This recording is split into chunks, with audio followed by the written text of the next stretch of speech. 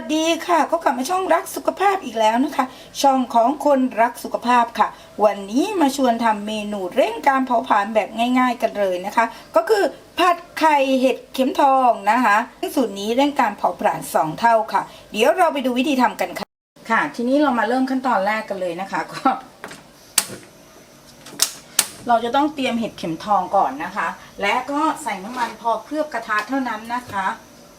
ทันตะวันนะใส่นิดเดียวพอค่ะจะใส่กระเทียมหรือไม่ใส่ก็ได้นะคะโดยส่วนตัวจะไม่ใส่นะคะ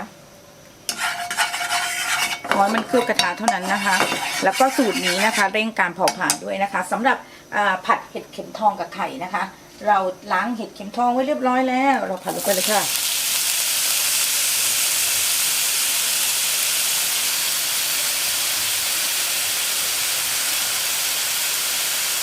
ผัดลงไปเลยนะคะผัดให้เห็ดเข็มทองสลดสักแป๊บหนึ่งนะคะ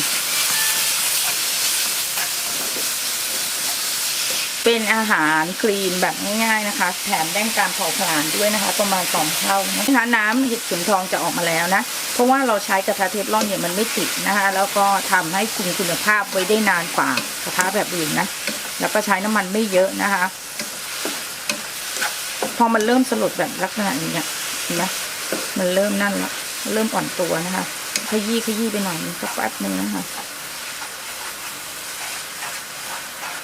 เห็นไหมคะเพื่อนๆจะเห็นแล้วน้ำมันออกแล้วนะคะหลังจากนั้นค่ะเราตอกไข่นะคะไว้1 ฟองนะคะใส่ลงไปตรงกลางค่ะขยี้ไข่ค่ะปรุงรสด้วยซีอิ๊วขาวโลโซเดียมสักนิดหนึ่งก็พอแล้วนะคะแค่นี้เราก็จะได้เมนูผัดเห็ดเข็มทองแล้วนะคะแต่เดี๋ยวเราจะเร่งการเผาผลาญอีกค่ะให้ไข่จับตัวก่อนนะรอสักครู่นะคะแล้วเราใส่ซีอิ๊วขาวโลโซเดียมไปนะคะไม่ต้องใส่เยอะเสร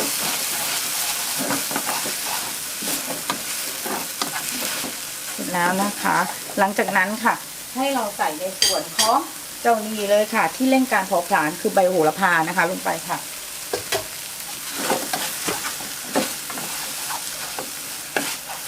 นะคะเราก็จะได้เมนูแสนง่ายๆนะคะผัดพอโหระพาสลดนะ